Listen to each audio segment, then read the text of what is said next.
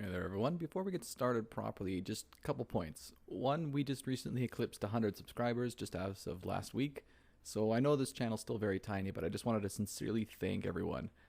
If you've been here from the early days, thanks for your continued support. And frankly, if you're a more recent subscriber, well, I'll do my damnedest to make your time here worthwhile. Secondly, some of you may have noticed there was no mod review last week. It is coming, but unfortunately the playthrough buggered up halfway through pretty damn badly, which rendered most of the footage completely pointless. So I ended up having to start from scratch, so I apologize for the delay, but that is coming this Friday instead. Okay, back on track. So last week I said that Thanquol isn't coming in Total Warhammer 2, and those are CA's words, not just me guessing. And I said that that's probably a smart move on their part. So I know that a lot of folks online are losing their mind over the announcement, so in today's video I'm going to explain why, for me, this is actually great news. As usual, get comfy with a big old glass of milk and let's get started. Wow.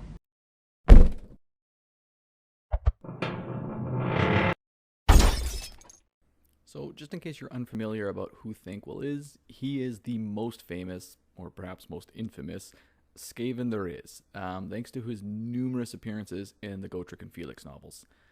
He's on the Council of 13 and is one of the most Skaven-y Skavens there are. He's always plotting and scheming, especially against his own kind.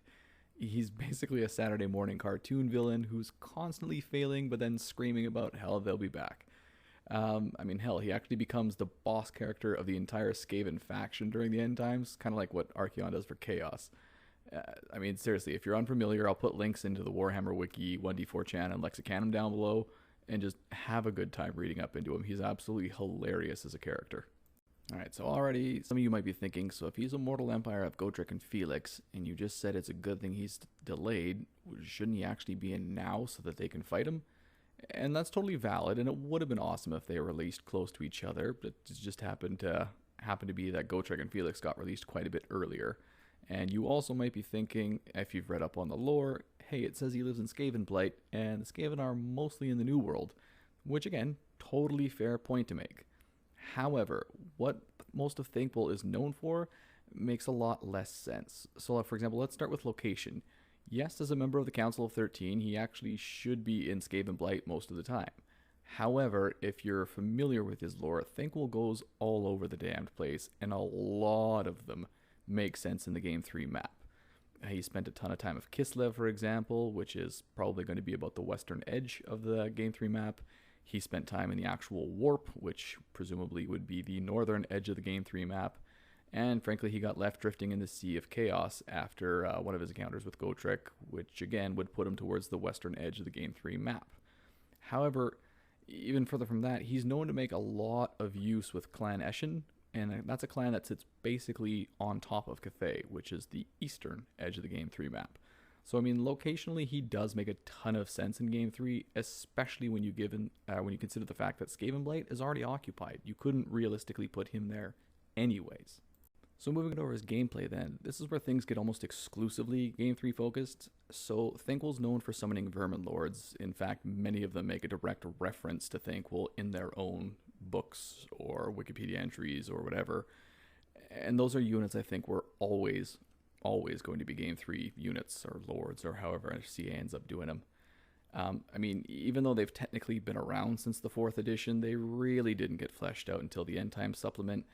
And I still hold true to the theory that I think the End Times will be the setting for Game 3.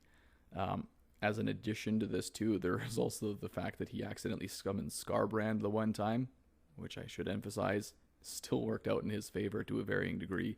But that's another character that I don't think we can expect to see outside of Game 3, and I don't think anyone else expects to see outside of Game 3.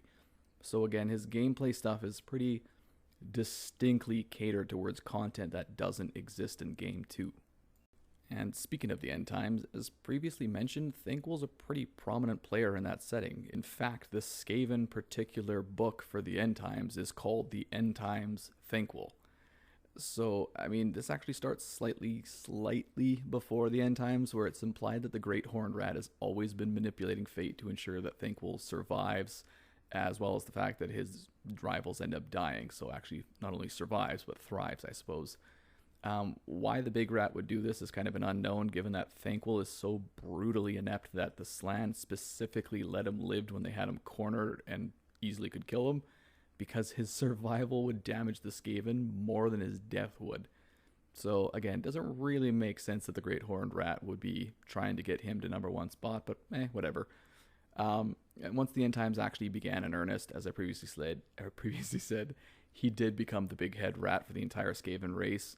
So again, it does make more sense to put him in Game 3, where he is the most tied into the setting. So I mean, I know that it's pretty disappointing to hear that you're going to have to wait for him and stuff, but let's say you're on board now, you understand why he's going to be a Game 3 guy and why he's not going to show up in Game 2. How do you get him done in Game 3?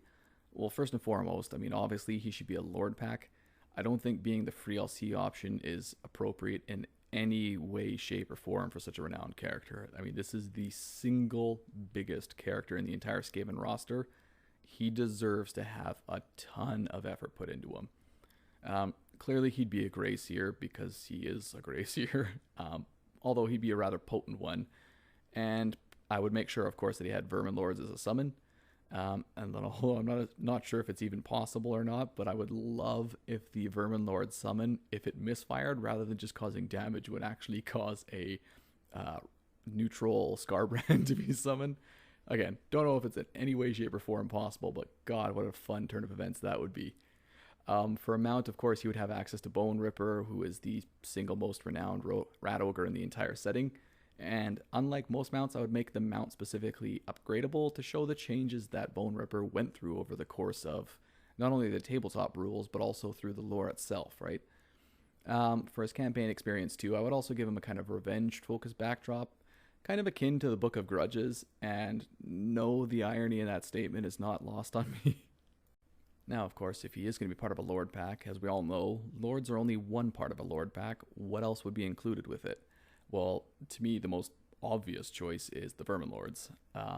What I would do is have each end of the clan technologies lead to a single unlock of a variant of the Vermin Lords. So, for example, getting to the end of the Favors to Clan Eshin would unlock a single Vermin Lord Deceiver, or getting to the end of Favors to Clan Pestilence, you'd get a single Vermin Lord Corruptor. Favors to Clan Molder, Vermin Lord Warbringer, Favors to Grey Seer Cults, Vermin Lord Warpseer. Finally, I would have getting to the end of the Council of 13 unlock a single Exalted Vermin Lord. I think it'd be kind of cool. The other option there, of course, would be to unlock someone like Screech Vermin King or something interesting like that too. How it's all set up, totally fine with any of the options there, but clans, of course, too, that have one or would logically have access to one of these would probably start with one. So, for example, if you started with Clan Eshin, you would just start with a Vermin Lord Deceiver, for example.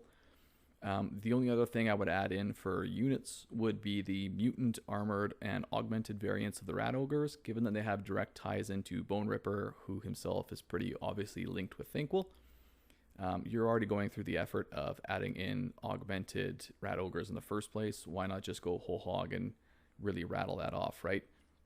I also have seen some people debating about whether or not the Storm Fiends should be tied in with Thanquol, given that they got added in by Thanquol's specific supplement in the end times. I'm not going to pick a side on that one. I don't think it would be very difficult for CA to do, but how much content can be realistically expected from a Lord pack?